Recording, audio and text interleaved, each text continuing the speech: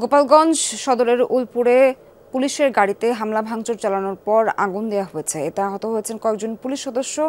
আরও জানাতে গোপালগঞ্জ থেকে যুক্ত হচ্ছেন সহকর্মী মোজাম্মেল হোসেন মুন্না। মুন্না, ঘটনা সম্পর্কে একটু বিস্তারিত জানাবেন, কি জানতে পেরেছেন আপনি?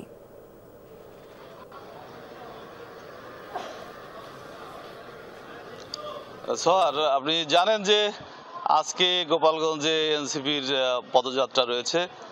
সেই পদযাত্রায় আজকে কেন্দ্রীয় যে সমস্ত নেতৃবৃন্দ রয়েছে,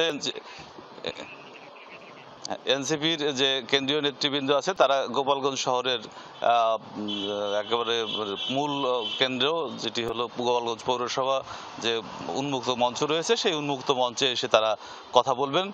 তারা মানুষের সাথে কথা বলবেন এবং বক্তব্য রাখবেন তারা।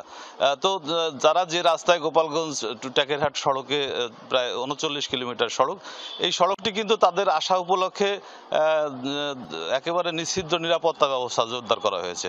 কিন্তু আপনি জানেন যে গোপালগঞ্জ একটি সেনসিটিভ জায়গা, যে কারণে একেবারে নিরাপত্তা ব্যবস্থা পুরো ঢেলে সাজানো হয়েছে।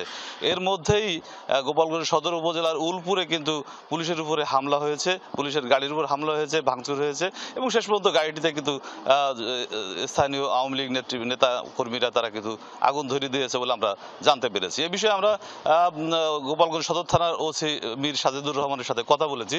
তিনি আমাদেরকে জানিয়েছেন যে বেশ কয়েকজন সদস্য এই সময় আহত হয়েছে, তবে কতজন আহত হয়েছে সেটি তারা বলতে পারেনি। তবে এই মুহূর্তে আমরা ওই যেখানে ঘটনাস্থল সেখান থেকে নানা ধরনের কথা শুনছি, তবে তার সত্যতা এখন পর্যন্ত পাইনি। সোহার।